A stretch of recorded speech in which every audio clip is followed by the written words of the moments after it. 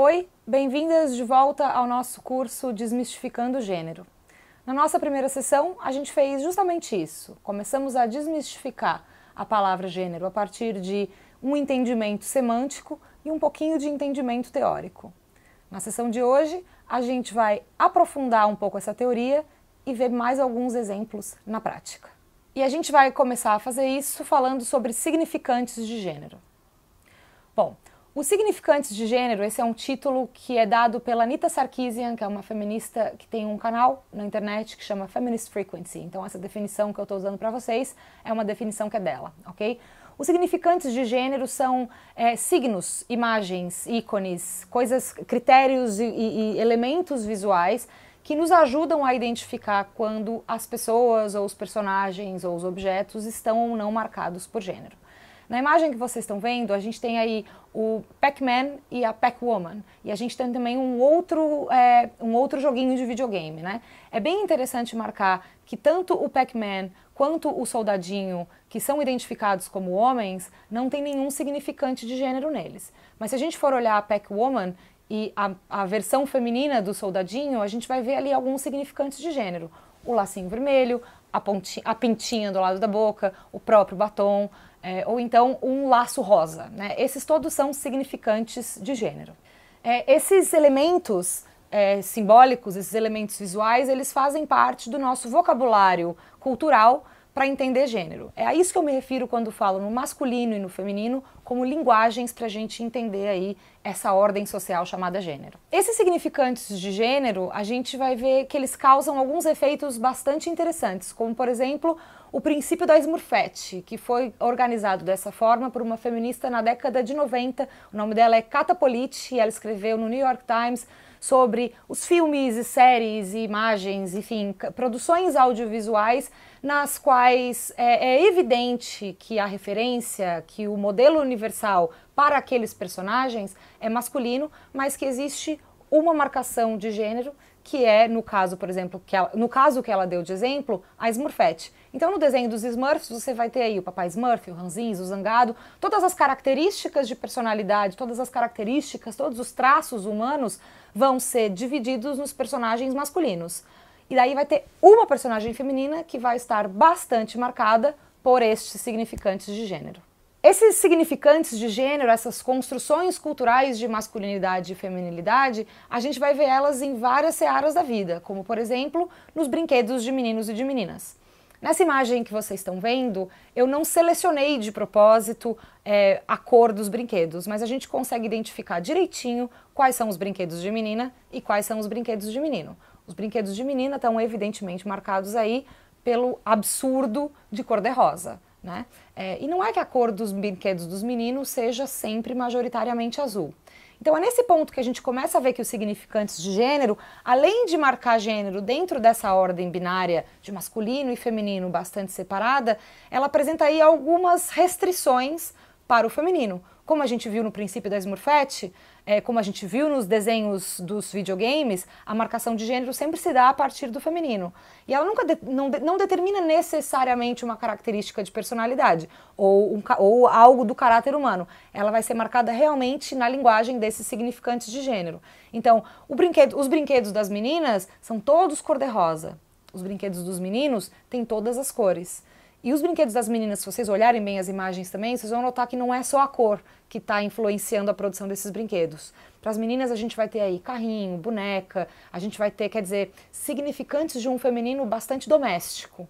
Os meninos, eles vão ter à disposição deles o Lego, a nave espacial e tudo mais para explorar o mundo. Então essa divisão binária de gênero que se dá a partir de coisas como cores, que a gente identifica como masculinas e femininas, ela também começa a se dar a partir de atitudes e expectativas que a gente também qualifica como masculinas e femininas. Claro que isso se estende para todas as áreas da vida. A gente pode, nessas imagens que a gente está vendo agora, por exemplo, a gente está falando de roupas de mulheres e de homens.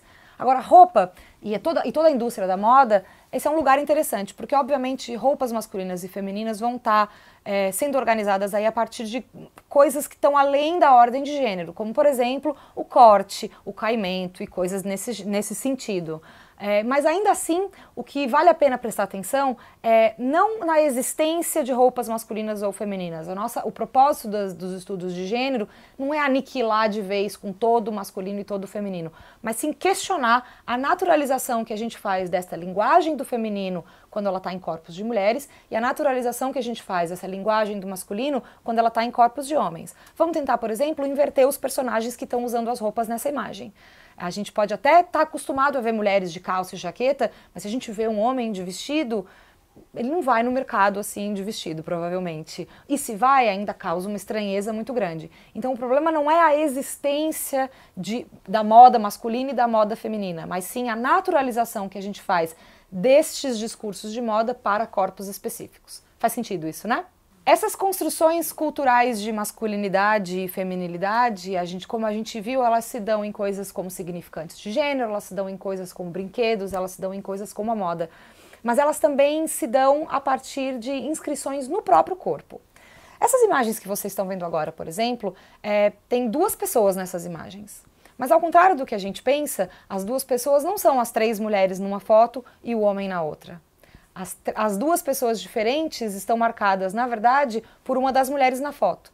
Essa é uma fotógrafa chamada Cindy Sherman. Ela faz trabalhos bastante interessantes, trabalhos artísticos bastante tocantes a respeito das linguagens de gênero conforme elas se inscrevem no corpo. Ou seja, ela faz retratos nos quais ela brinca com identidades de gênero. Nessas três fotos de mulher, duas delas são, na verdade uma delas é a Jerry Hall, que foi uma modelo na década de 70, muito famosa, foi capa da Vogue. E outras duas delas são a Cindy Sherman. Então na primeira imagem você tem a Jerry Hall, na imagem do meio você tem a Cindy Sherman, e na terceira imagem, fazendo uma piscadinha, de novo é a Cindy Sherman, para nos indicar que ela não é a Jerry Hall, e sim que ela está fazendo uma performance de Jerry Hall, que ela está se utilizando aí de vários significantes, né, daquela pessoa para demonstrar que ela é a Jerry Hall. E esses significantes são todos significantes de gênero.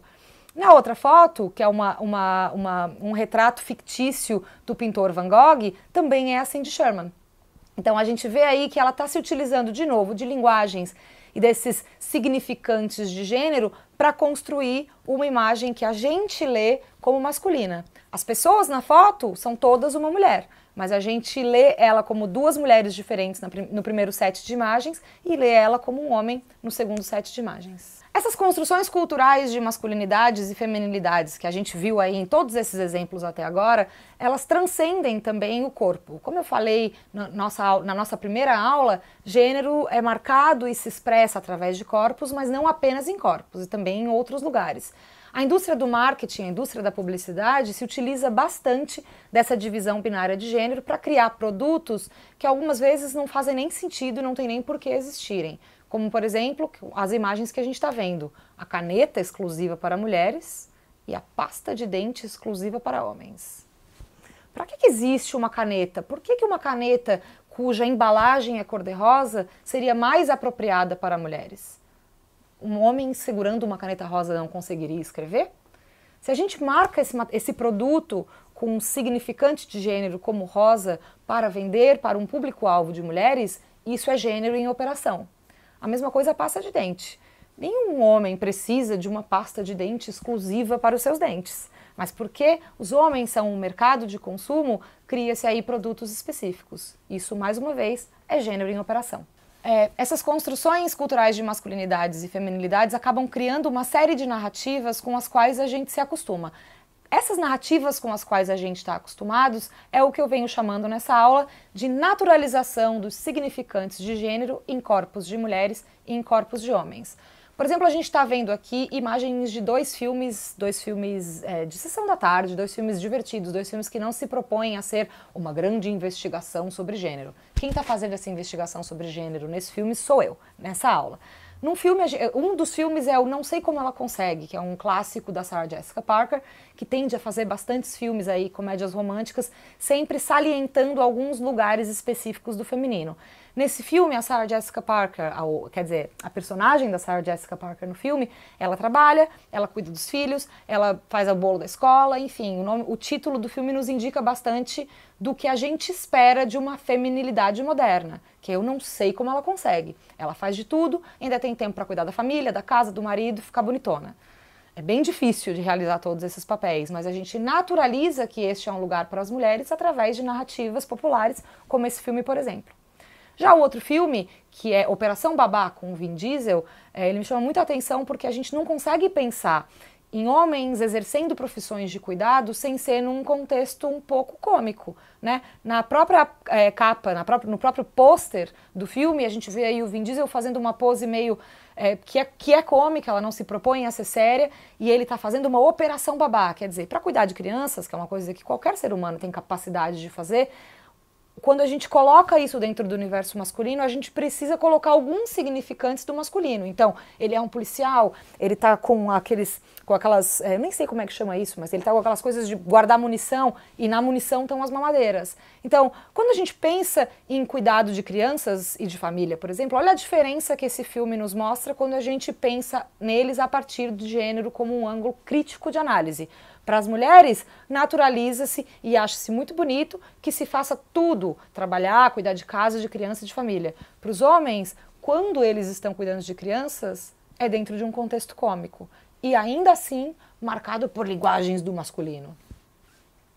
Essas construções culturais de masculinidade e feminilidade a respeito das quais eu estou falando tanto nesse vídeo, elas não se dão somente em cores, coisas, objetos e significantes de gênero ou em corpos, como a gente vinha falando até agora.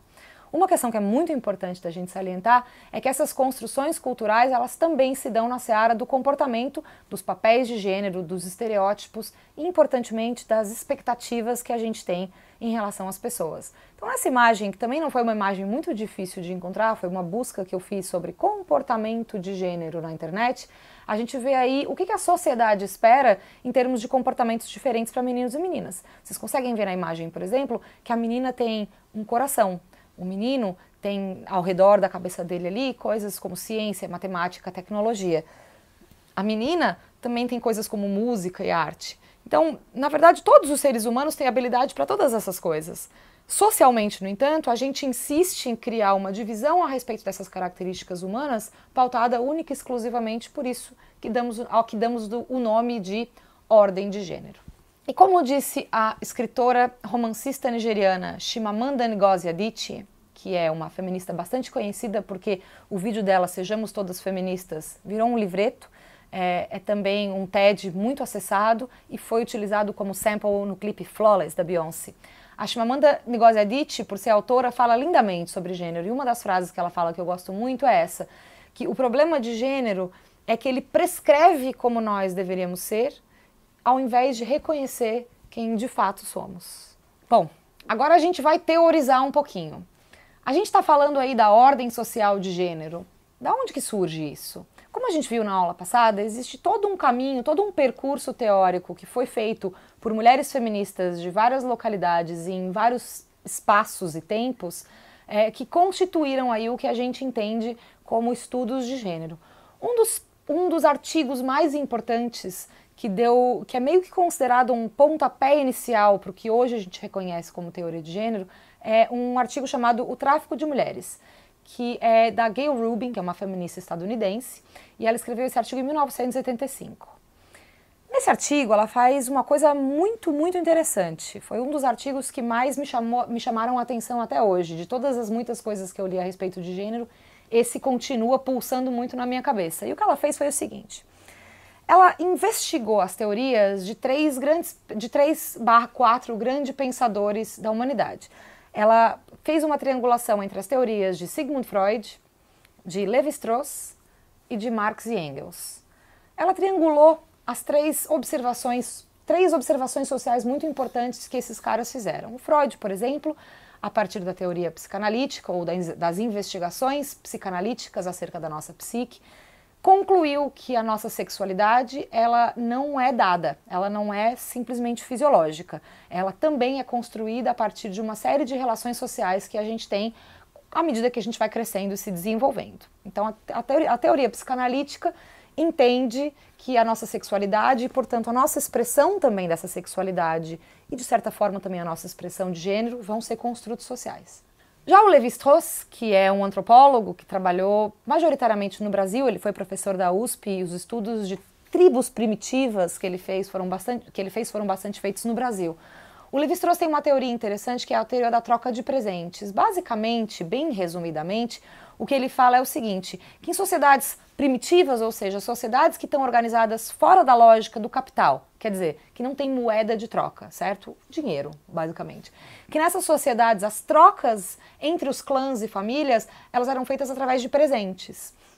E quanto maior o presente, maior o poder social de um clã ou de uma família, certo?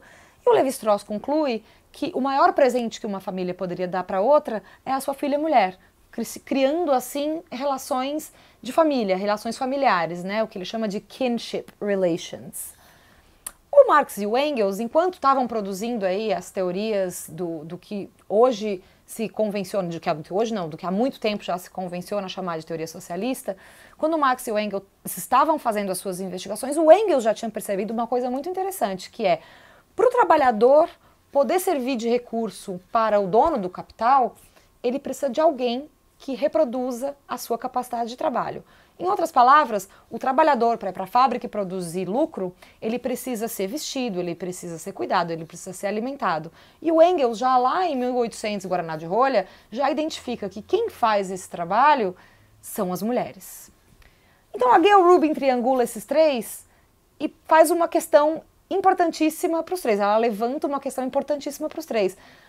Sim, a sexualidade é um construto bastante social. Sim, as mulheres são o presente mais caro das trocas das relações de kinship. E sim, existem mulheres aí cuidando do trabalhador para que ele possa reproduzir o capital. A pergunta da Gayle Rubin é a pergunta de todo o feminismo e de toda a teoria de gênero. Como é que as mulheres foram parar nesse lugar? Ela não responde. Essa é a pergunta de $1 milhão, na verdade. Quase ninguém consegue responder essa pergunta e existe aí uma série de investigações feministas. Mas, basicamente, o que a Gayle Rubin nota, então, ao invés de tentar fazer uma arqueologia da origem de como nós fomos parar ali, ela simplesmente analisa o que está acontecendo. E o que ela cria é o que a gente chama, dentro da teoria, de sistema sexo-gênero.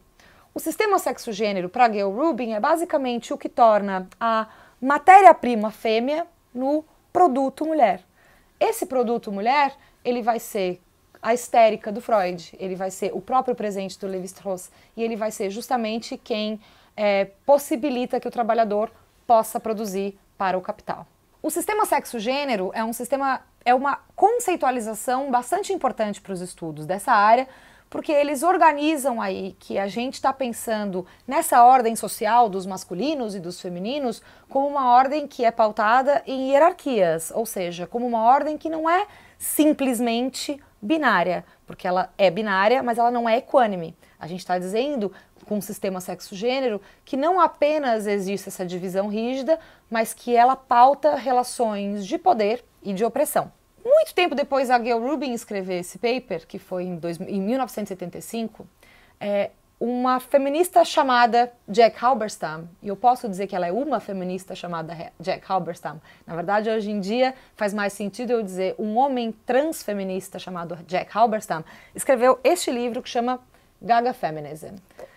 Jack Halberstam ficou muito conhecido um pouco antes do lançamento desse livro, na verdade em 1998, quando ele ainda era ela. Jack Halberstam começa a sua carreira como Judith Halberstam, uma mulher lésbica butch, e naquela época ela escreveu bastante sobre masculinidades em corpos de mulheres. Então Jack Halberstam fez uma investigação da desnaturalização disso que a gente vinha falando, que é a linguagem do feminino em corpos de fêmeas e a linguagem do masculino em corpos de macho. Nessa investigação de Halberstam, ainda Judith nesse momento, ela vai investigar justamente corpos de mulheres, ou seja, corpos de fêmeas, que se apresentam com linguagens masculinas. Esse é um dos livros mais interessantes da teoria de gênero, mas não é dele que eu vou falar hoje para essa nossa aula. Nessa nossa aula, eu vou falar do chamado que Halberstam faz em 2014, muito tempo, portanto, depois de ter lançado o Female Masculinities. Ele fala, no Gaga Feminism, ele fala de sexo, gênero e do fim do normal. Basicamente, o que o Jack discorre nesse texto aqui é o que a gente convencionou chamar por aí de teoria queer. É importante fazer uma pausa aqui. Existem várias expressões dos estudos de gênero. Algumas pessoas chamam de estudos de gênero, outras chamam de teoria de gênero, outras ainda chamam de teoria queer. Eu pessoalmente prefiro chamar tudo de estudos de gênero, estudos queer. Os estudos de gênero e estudos queer têm diferenças sutis. Os estudos de gênero, eles estão mais ligados a uma pegada um pouco mais feminista de ver como que essas hierarquias de opressão operam entre homens e mulheres. Os estudos queer continuam sendo estudos de gênero, mas esse nome está mais ligado a essas opressões e relações de poder que se dão não apenas só entre homens e mulheres, mas entre corpos dissidentes destas linguagens de masculino e feminino, ou seja, pessoas trans, travestis, essas questões todas aí de uma desnaturalização da linguagem do feminino em corpos de mulheres e da linguagem do masculino em corpos de homens. O Jack Halberstam, nesse ponto da história em que ele escreve esse livro, ele fala que é um pouco inevitável que esse fim do normal aconteça. E ele utiliza a cantora, a diva pop Lady Gaga, como ícone dessa nova maneira de pensar nas coisas. Essa imagem da Lady Gaga que a gente está vendo é do clipe, é uma imagem de divulgação do clipe Born This Way, Eu Nasci Assim. Foi um clipe bastante contestado, porque a teoria de gênero todinha diz que, na verdade, ninguém nasce assim ou assado. Simone de Beauvoir já nos disse que não se nasce mulher, torna-se.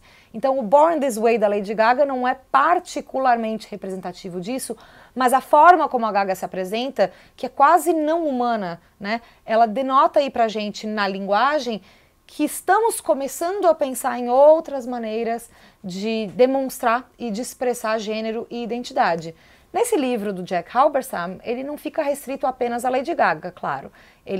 O feminismo Gaga é o chamado que ele nos faz para, como ele mesmo diz, abraçar esse caos do fim da normalidade de gênero. Mas outros exemplos que ele usa são o desenho animado Bob Esponja, que dá uma radicalizada e uma bagunçada bem interessante em questões de gênero. A gente pode pensar, o Jack Halberstam não fala nisso nesse texto, mas a gente pode pensar em outros desenhos animados, como Steven Universe, por exemplo, que faz uma esculhambação nas normas de gênero.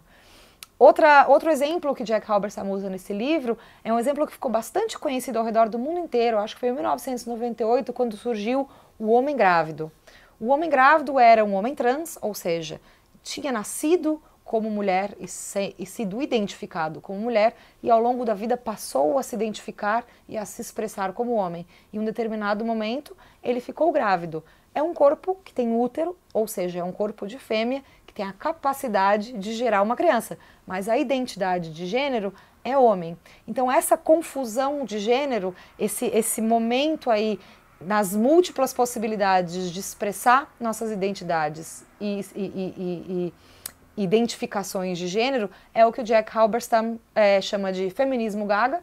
Como eu disse, ele nos pede para abraçar o caos, e isso é bastante indicativo do que se chama de teoria queer.